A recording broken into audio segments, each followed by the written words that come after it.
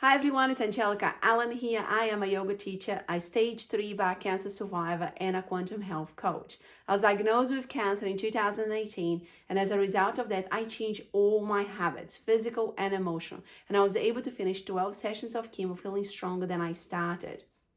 I started my business to help entrepreneurs to change in their physical and emotional habits so they can create the life they want, just like I did.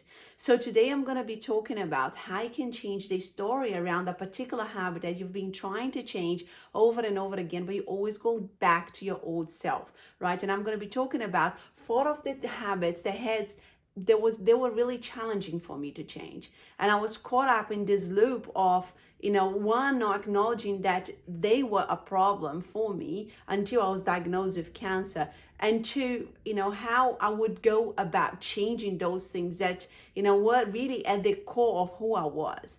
And I'm going to be dividing this video in 4 parts, and I'm going to be really talking in depth about each habit, because I think it's important to really understand each habit. So there are 2 physical habits: binge drinking and eating processed sugar, a lot of it, and 2 emotional habits: my anger addiction and my stress addiction.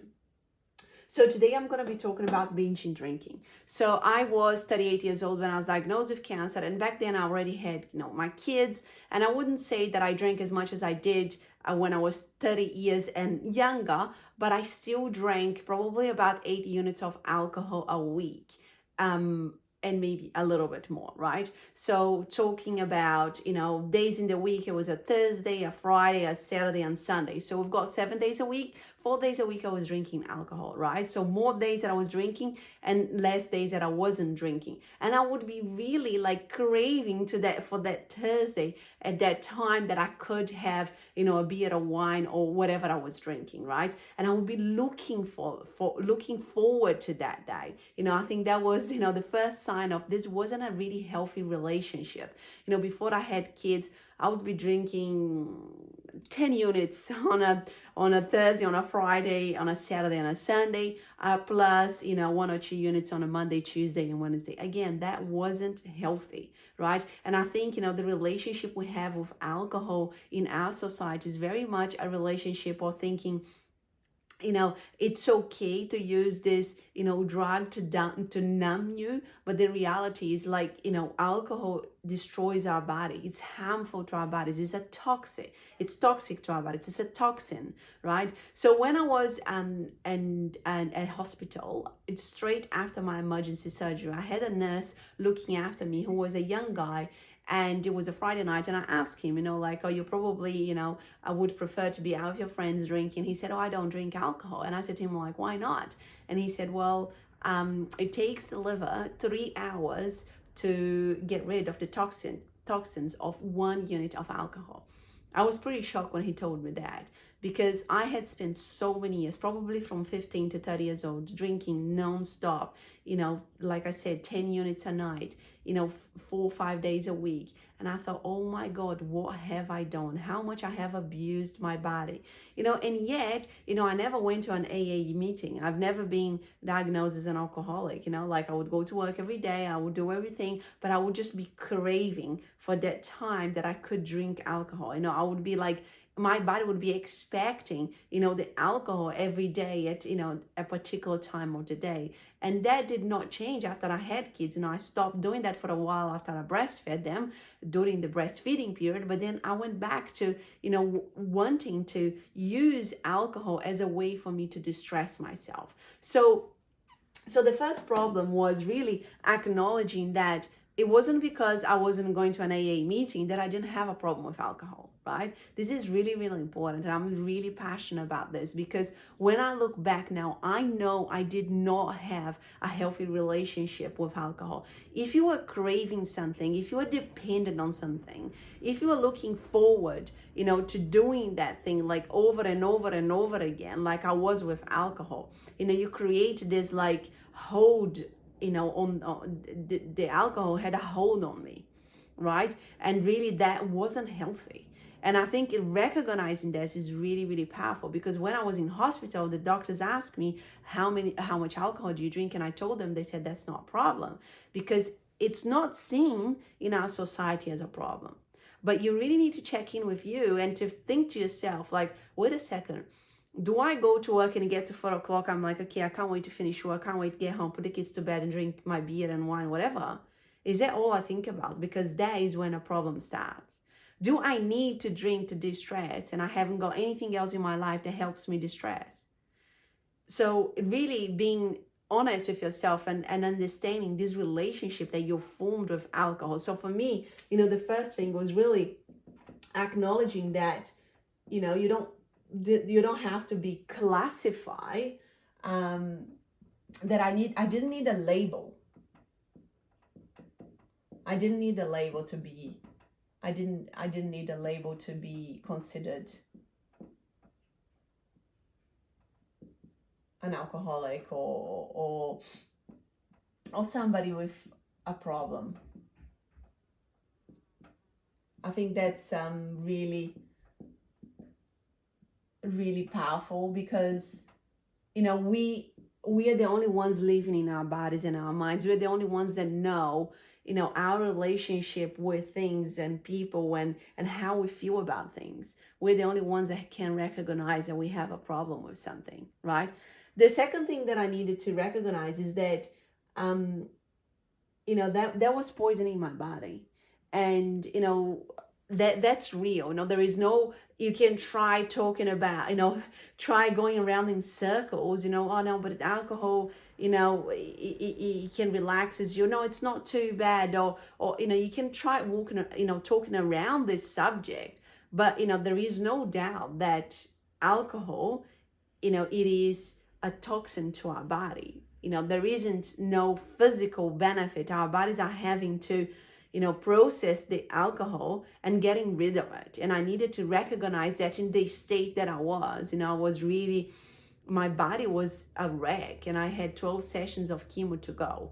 So I really needed to recognize what the alcohol was doing to my body, and stop telling the story that, oh no, but it's not a problem, it's okay, so that's this. I needed to tell myself a different story, and the different story was alcohol is harming my body.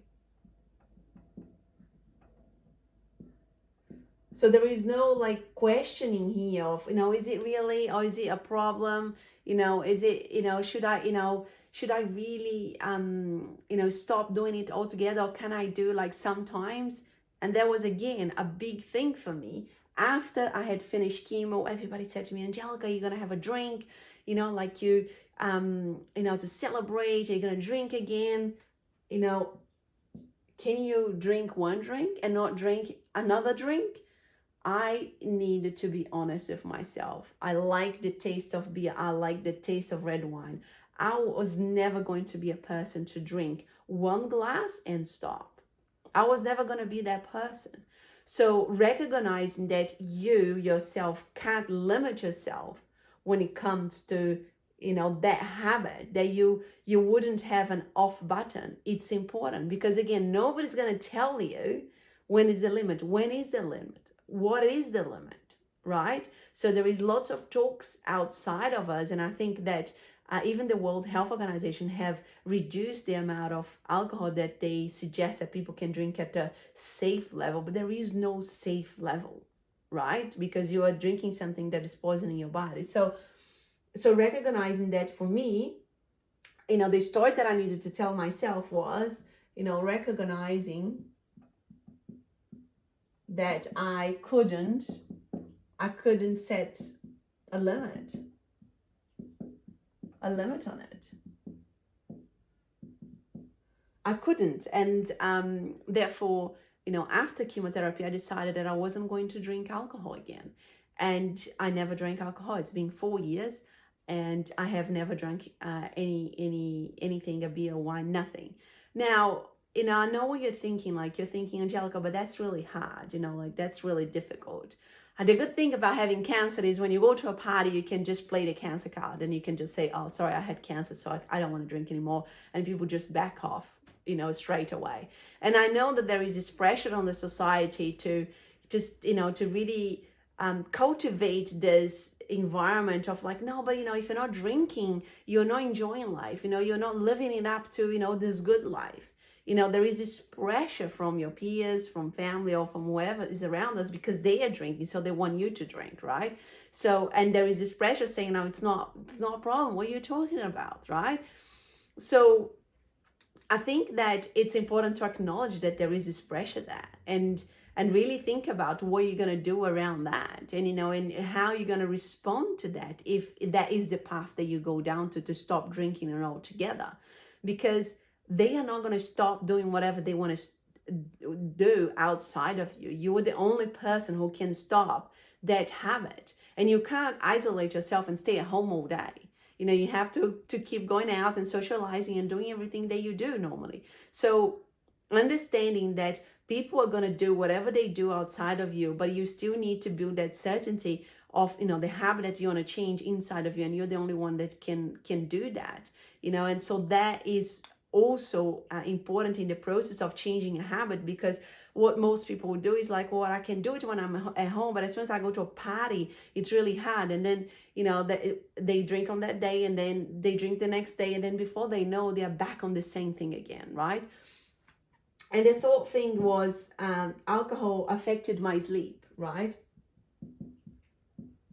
Affected my sleep.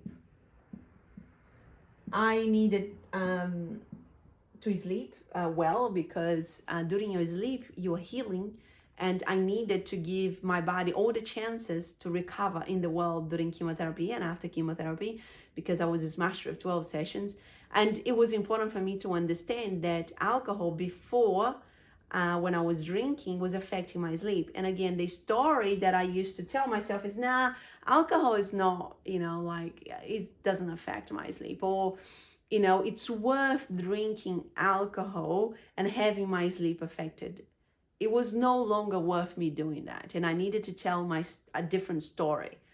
So just to recap here, so the story that I told myself before cancer was that I did not have a problem with alcohol. After cancer, I said to myself, I do have a problem with alcohol. The story that I told myself before cancer was alcohol, it's okay to drink alcohol. It's not harming my body. It's not a problem. After cancer, the story was alcohol is harming my body. I needed to stop drinking alcohol altogether.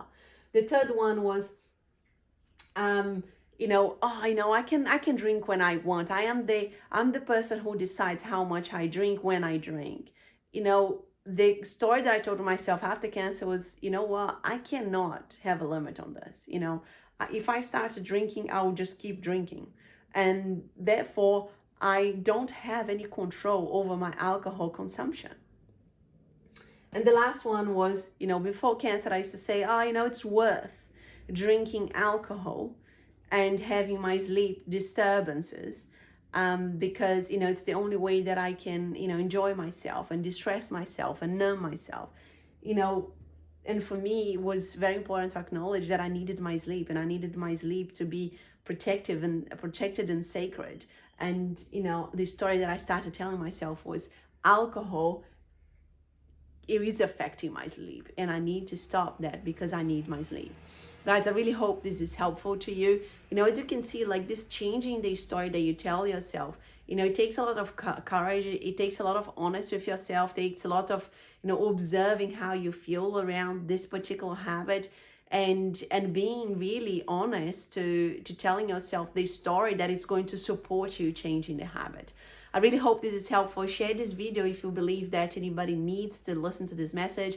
Give me a thumbs up if you like this video. And if you are an entrepreneur looking to change your habits, physical and emotional, there's a link below. You can book a call with myself and we can have a chat to see if I can help you. But thank you so much for being here, and I'll see you